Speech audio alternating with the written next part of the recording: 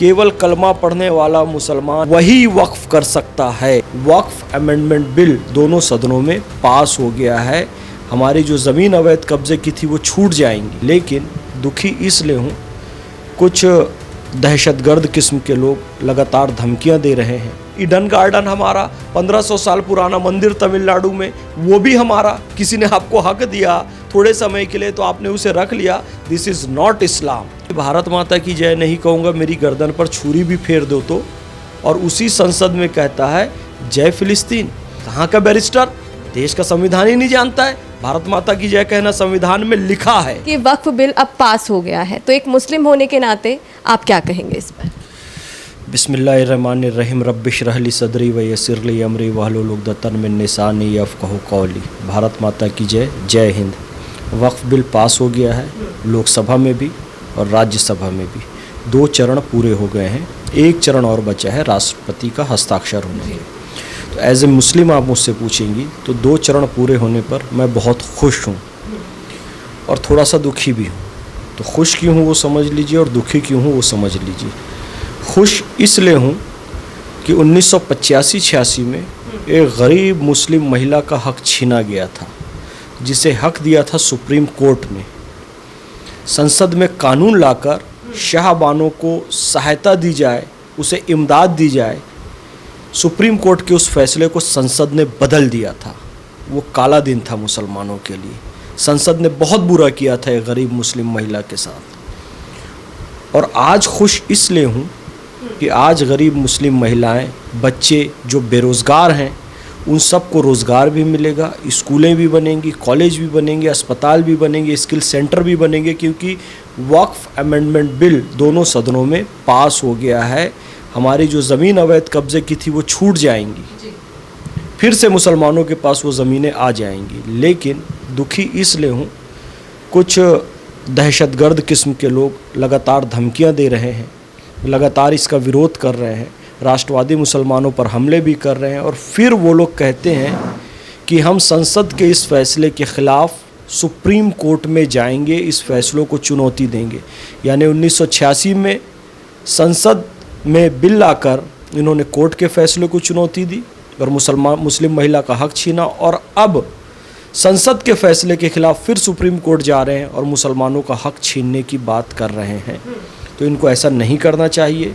ये सब मुसलमानों के हक में हो रहा है और सब वर्ग का ध्यान रखा गया है। आप देखिए, 2 सुन्नी भी होंगे, 2 शिया भी होंगे, 2 आगा खानी भी होंगे, 2 बोहरा भी होंगे, 2 महिलाएं भी होंगी और 2 एक्सपर्ट नॉन मुस्लिम भी होंगे। और अमित शाह जी ने बड़ा क्लियर कहा है, बहुत ज़बरदस्त उनका भाषण है। मैं तो सैल्यूट करता हूँ अमित शाह जी को, बहुत धन्यवाद देता हूँ पूरे मुस्लिम समाज की ओर से। उन्होंने कितनी अच्छी इस्लामिक भी बात कही और संवैधानिक भी बात कही। अमित शाह जी ने ये कहा कि वक्फ में एक भी गैर मुस्लिम नहीं होगा, वाकिफ़ में एक भी गैर मुस्लिम नहीं होगा, मुतवल्ली में एक भी गैर मुस्लिम नहीं होगा, क्योंकि ये विशुद्ध धार्मिक प्रक्रिया है। केवल कलमा पढ़ने वाला मुसलमान ला इलाहा इल्लल्लाह मुहम्मदुर रसूलुल्लाह वही वक्फ कर सकता है, क्योंकि एक धार्मिक प्रक्रिया है। और उसकी की हुई जो वक्फ की ज़मीन है, उसका लाभ, उसकी प्रॉपर्टी का लाभ सिर्फ़ और सिर्फ मुसलमानों को ही मिलेगा। यानी वक्फ में कोई नहीं होगा गैर मुस्लिम, वाकिफ़ में कोई नहीं होगा, मुतवल्ली मस्जिद का है उसमें कोई गैर मुस्लिम नहीं होगा, इमाम कोई गैर मुस्लिम नहीं होगा, कलमा, नमाज, रोज़ा, हज और ज़कात जो इस्लाम के 5 अरकान हैं उसमें कोई गैर मुस्लिम नहीं होगा, सिर्फ मुस्लिम होंगे। ये इस्लामिक बात कही। दूसरी संवैधानिक बात ये कही कि जो वक्फ बोर्ड है, जो वक्फ काउंसिल है, उसमें गैर मुस्लिम 2 आ सकते हैं, क्योंकि वो धर्म का नहीं मैनेजमेंट का टॉपिक है। तो जो सीए बेस्ड होगा, हम उस सीए के पास जाएंगे। भाई ज़रूरी थोड़ी है कि मस्जिद का अकाउंट लिखवाना है तो मुसलमान के पास जाएं। भाई हम शहर का बेस्ट सीए देखेंगे और उस चार्टर्ड अकाउंटेंट के पास जाएंगे, अब वो क्रिश्चियन हो, चाहे हिंदू हो, चाहे पारसी हो, कोई भी हो।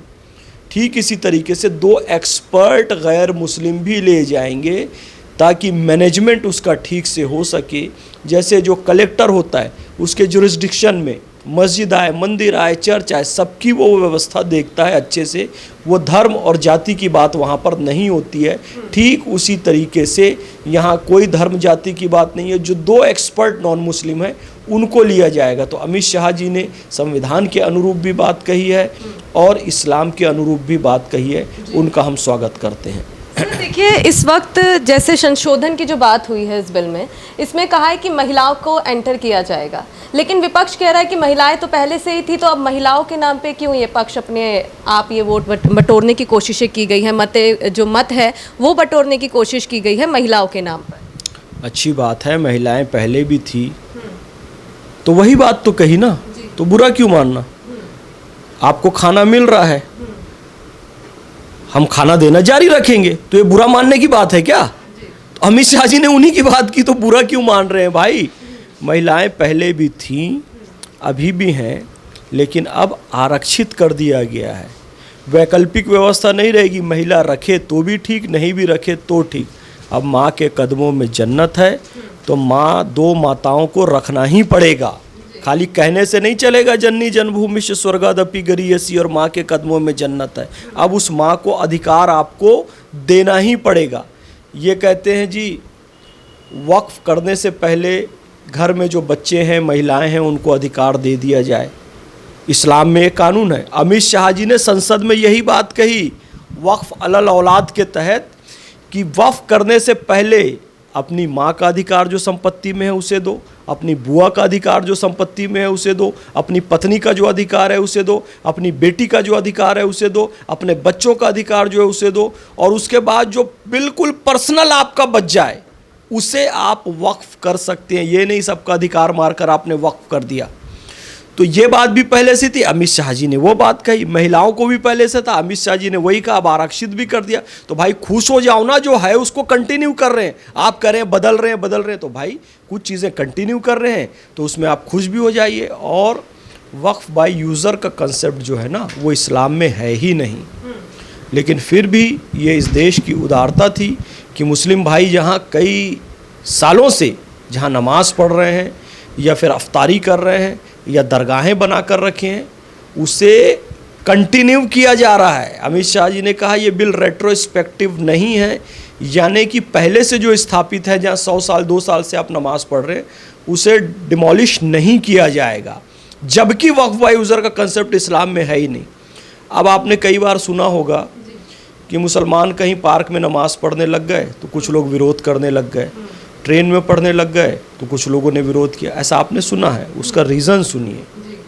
रीज़न ये है कि कोई व्यक्ति पार्क में नमाज़ पढ़ रहा है, सड़क में नमाज़ पढ़ रहा है। पहली बात तो इस्लाम में ये देखा जाता है गंदी जगह ना हो, वहाँ नहीं पढ़, अवैध कब्ज़ा की हुई जगह ना हो, वहाँ पे नहीं पढ़ना चाहिए। लेकिन होता ये कि कोई महीना भर किसी पार्क में नमाज़ पढ़ा, उसके बाद कह देगा जी ये वक्फ बाय यूज़र के तहत ये पार्क अब हमारा हो गया। यही काम हुआ कि अंबानी का घर भी हमारा, इलाहाबाद का हाई कोर्ट भी हमारा, चंद्रशेखर आज़ाद की जो शहादत स्थली है प्रयागराज में जी वो भी हमारा, सब कुछ हम, सूरत का म्यूनिसिपल कॉरपोरेशन हमारा, ईडन गार्डन हमारा, 1500 साल पुराना मंदिर तमिलनाडु में वो भी हमारा। तो ये सब इसीलिए हुआ कि हिंदू भाइयों ने उदारता दिखाई। ठीक है भाई, आप इस पार्क में नमाज़ पढ़ लो या यहाँ रोज़ा खोल लो, तो उसका गलत इस्तेमाल नहीं होना था। जिस किसी ने आपको हक दिया थोड़े समय के लिए तो आपने उसे रख लिया, दिस इज़ नॉट इस्लाम। उसके बाद भी वक्फ बाय यूज़र का कानून अब से लागू होगा, ये रेट्रोस्पेक्टिव नहीं है, तो ये इस्लाम के अनुरूप है, संविधान के अनुरूप है, इसका स्वागत होना चाहिए। सर देखिए, जैसे एक मुस्लिम होने के नाते आप समर्थन कर रहे हैं इस बिल का, लेकिन खरगे जी कह रहे हैं, मल्लिकार्जुन खरगे कह रहे हैं कि ये अल्पसंख्यकों को परेशान करने की एक साजिश है जो कि बीजेपी कर रही है। भाई अल्पसंख्यक तो मैं भी हूँ, मुसलमान तो मैं भी हूँ। देखिए है ना, ये कांग्रेस, समाजवादी पार्टी, आम आदमी पार्टी, राष्ट्रीय जनता दल, लालू प्रसाद यादव, मैं इन लोगों से कहूँगा कि ये मुसलमानों का तुष्टीकरण बहुत कर चुके हैं, इसे बंद कीजिए। मुसलमानों का तुष्टीकरण, राजनीति का अपराधीकरण कांग्रेस और समाजवादी पार्टी जैसे लोगों ने सबसे ज़्यादा किया। अब आपका वोट बैंक मुसलमान नहीं बनेगा। अब वोट बैंक की बंधुआ मजदूरी मुसलमान नहीं करेगा। मुसलमानों में प्रज्ञा जाग गई है, मुसलमान अब पढ़ने लिखने लगे हैं, मुसलमान अब समझने लगे हैं कि कैसे इफ्तार पार्टी में 1 साल टोपी पहन कर आते हैं और 5 साल मुसलमानों को टोपी पहनाते हैं। तो खड़गे जी का कोई मुस्लिम भाइयों से प्यार है या मुस्लिम महिलाओं से स्नेह वो रखते हैं, उनके हक़ में बात करते हैं, इसलिए नहीं। वो सोच रहे हैं कि ओवैसी की पार्टी और मुस्लिम पर्सनल लॉ बोर्ड और कुछ कट्टरपंथी मुस्लिम इस बिल के विरोध में है, तो भाई उन्हें समर्थन दे दो तो मुस्लिमों का वोट मिल जाएगा। अब नहीं मिलने वाला। इंस्टेंट ट्रिपल तलाक मोदी जी ने ख़त्म किया, मुस्लिम महिलाएं उनको वोट दे रही हैं। अब गरीब मुसलमानों का हक मोदी सरकार दिला रही है, वक्फ की प्रॉपर्टी उनकी वापस दिला रही है, अवैध कब्जे से मुक्त हो रही है, तो उनको वोट मिलेगा जी। अब तुष्टीकरण से नहीं होगा, अब ठोस काम करना होगा। तो खड़गे जी ये सब नाटक करना बंद करें, ये निवेदन है मेरा। महबूबा मुफ्ती तो ये तक कह रही हैं कि गांधी का देश है ये और मुसलमानों को कोई कुछ नहीं कर सकता। जो कि ये रणनीति बनाई है बीजेपी ने, वो नहीं हो सकती क्योंकि ये गांधी का देश है। मुसलमानों को तो वैसे भी कहीं कोई कुछ नहीं कह रहा है। मुसलमान आनंद से इस देश में रह रहे हैं। महबूबा मुफ्ती को चाहिए कि जो 1990 में हिंदू माँ बहनों का कत्लेआम कश्मीर में करवाया था इन लोगों ने, और उसके बाद उनके जो जेवर उतारे गए थे, उनका मंगलसूत्र खींचा गया था, उनके कान से सोने की बालियां उतारी गई थी, पैरों से पायल उतारी गई थी। आज भी इनके ख़ानदान के लोग वही हिंदू महिलाओं के गहने पहन रहे हैं जो लूट कर उनकी हत्या करके लाई गई थी। आप ये सोचिए कि 1990 में जो हिंदुओं का कत्लेआम हुआ था, जो वहाँ से भाग गए थे, उन्हें फिर से कैसे लाकर बसाया जाए, कैसे उनसे माफ़ी मांगी जाए, कैसे उनके चरण धोकर उसका जल पीकर अपने पापों को मुक्त किया जाए। महबूबा मुफ्ती इस बात पर सोचें। पूरी दुनिया में सबसे ज़्यादा खुश कहीं पर मुसलमान हैं तो वो सरज़मीन हिंदुस्तान में है। पूरी दुनिया में सबसे ज़्यादा कहीं मुसलमान हैं तो सरज़मीन हिंदुस्तान में है। पूरी दुनिया में सबसे ज़्यादा मस्जिदें कहीं हैं तो सरज़मीन हिंदुस्तान में है। मोहम्मद फैज़ खान पूरे हिंदुस्तान का पैदल भ्रमण किया, 15,000 किलोमीटर 30 माह में। किसी हिंदू ने एक कंकड़ तक उसे नहीं मारा। मैं प्रैक्टिकल पूरा देश घूम। लेकिन सर देखिए, मुफ्ती जी कह रही हैं कि भारत ही है जहां पर सबसे ज़्यादा मुस्लिमों की हत्या हुई है और मस्जिदों को तोड़ा गया है। देखो ये लोग गलत सलत आंकड़े पेश करते हैं, इनको नॉलेज नहीं है किसी चीज़ का। जी ये बताइए, भारत में सबसे ज़्यादा जनसंख्या है, ठीक है, 100 करोड़ जनसंख्या है मान लीजिए, एक उदाहरण के तौर पर मैं कह रहा हूँ। तो यदि कोई बीमारी आएगी पूरी दुनिया में तो एवरेज सबका बराबर रहेगा कि 1% लोगों को ही। अब किसी देश की जनसंख्या 1 लाख है तो उनका 1% कितना हुआ? 1000। और हमारा 100 करोड़ है तो हमारा 1% कितना हुआ? 1 करोड़ हो जाएगा, तो लगेगा सबसे ज़्यादा हुआ। अरे ऐसा नहीं है मेरे भाई, एवरेज में देखो, एवरेज में मैं निकालूं, महबूबा मुफ्ती भी सुन ले और आपके चैनल के माध्यम से सुन ले। दुनिया में सबसे ज़्यादा मुसलमान एवरेज में और संख्या में सजदा करता है तो सरजमीन हिंदुस्तान की भूमि पर करता है नमाज पढ़ने के लिए। और सजदे में सबसे ज़्यादा सर काटा गया मुसलमानों का, तो एवरेज में और संख्या में सबसे ज़्यादा सजदे में सर मुसलमानों का काटा गया बांग्लादेश में, पाकिस्तान में, अफ़गानिस्तान में, ईरान में, इराक में। इसका एवरेज निकाल कर देख लें। यहाँ तक कि इस्लाम में जिनका सबसे ऊंचा स्थान माना जाता है, पैगंबर हज़रत मोहम्मद सल्लल्लाहु अलैहि वसल्लम का अल्लाह के बाद सबसे ऊंचा स्थान माना जाता है, उनके नवासे हज़रत इमाम हुसैन का सर करबला की धरती पर, इराक की धरती पर काटा गया।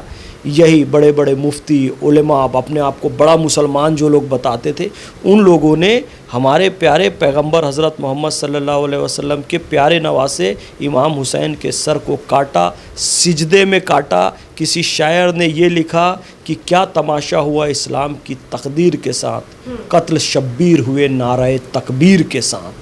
शर्म की बात थी। तो महबूबा मुफ्ती को ये बोलने में शर्म आनी चाहिए। सबसे ज़्यादा सजदा मुसलमान हिंदुस्तान की धरती पर करता है। सर अभी मुफ्ती के बाद अभी बात करें ओवैसी जी की, तो लगातार वो सभ्यता की बात कर रहे थे, व्यवहार की बात कर रहे थे, लेकिन उन्होंने खुद ही सदन में जो कि बिल की एक कॉपी थी उसको फाड़ा। तो इसको आप किस तरीके से देखेंगे?